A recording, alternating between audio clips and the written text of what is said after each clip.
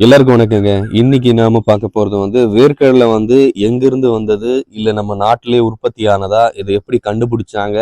எந்த நாட்டுல இருந்து நம்ம நாட்டுக்கு வந்தது? எப்படி கொண்டு வரப்பட்டது? அப்படின்றது தான் இந்த வீடியோ பதிவுல நான் சொல்லப் போறேன். வேர்க்கடலைய முதல்ல தென் அமெரிக்க மக்கள் தான் கண்டுபிடிச்சிருக்கிறாங்க. எங்க அப்படின்னா, தென் அமெரிக்காவுல கிராண்ட் சாக்கோ அப்படின்ற பகுதியில ஒரு பரானா பராகுவே அப்படின்ற நதியோட பள்ளத்தாக்குல தான் தென் அமெரிக்க மக்கள் இந்த வேர்க்கடலையை கண்டுபிடிச்சிருக்கிறாங்க. கிமு 3900 3750 வரையிலான காலகட்டத்துல தென் அமெரிக்க மக்கள் இதை பயிர் பண்ணவும் ஆரம்பிச்சிருக்காங்க. அதுக்கப்புறம் பாத்தீங்கன்னா பக்கத்து நாடுகளுக்கெல்லாம் பரவ ஆரம்பிச்சிருக்குங்க இந்த வேர்க்கடலை.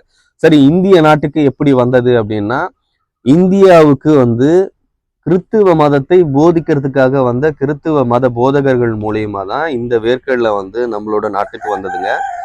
அதுக்கப்புறமா பாத்தீங்கன்னா இந்திய வேளாண் துறை நிறைய ஆராய்ச்சிகள் பண்ணி நம் நாட்டோட தட்பவெட்ப நிலைக்கு ஏற்ப நிறைய வேர்க்கடலையை கண்டுபிடிச்சாங்க. அதுல ஒரு சில ரொம்ப ஃபேமஸா இருக்கு. இப்போ நம்ம அதிகமா மகசூல் தரக்கூடிய ஒரு சில வேர்க்கடலை ரகங்களை பார்க்கலாம்.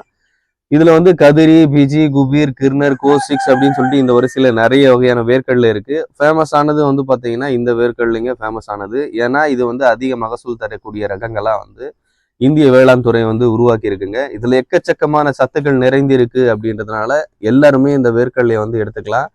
இந்த வேர்க்கடலை குறிப்பா ஒமேகா 3 என்ற ஒரு சத்து இருக்கிறதுனால இது இயற்கையாகவே வேர்க்கடலையை சாப்பிட்டோம் அப்படின்னா நமக்கு நோய் எதிர்ப்பு சக்தியை அதிகரிக்குமாங்க. சித்த மருத்துவத்துல இந்த வேர்க்கடலைய தனியா சாப்பிட்டோம் அப்படின்னா பித்தம் அதிகரிக்கும் அப்படின்னு சொல்றாங்க. அதனால பித்தம் அதிகரிக்காம இருக்கிறதுக்காக வேர்க்கடலையோட வெல்லம் சேர்த்து சாப்பிட்டா அந்த பித்தத்தை சமன்படுத்தும் அப்படின்றது சித்த மருத்துவத்தோட குறிப்புங்க.